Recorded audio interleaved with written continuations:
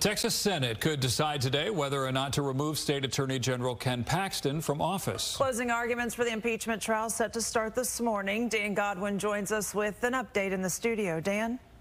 And Lauren, House impeachment managers and Ken Paxton's defense team have finished presenting evidence and witnesses. Each side will have 1 hour to make their final appeals in closing arguments today.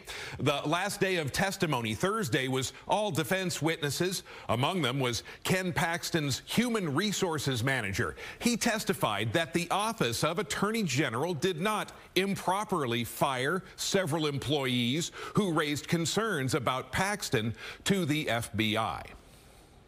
Did Ken Paxton ever indicate expressly or implicitly that these former staffers needed to be fired because they made a report to law enforcement? Not to my knowledge. Have you ever heard of the expression, "There's no coincidences in Austin"?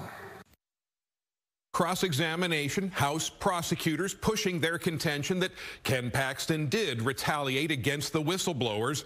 Paxton is accused of using the powers of his office to illegally benefit Austin businessman and donor Nate Paul, who was under investigation by the FBI and has been charged with financial crimes.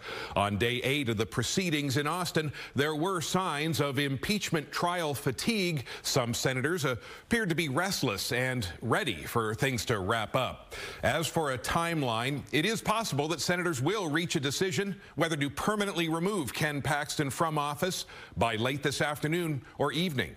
Brandon?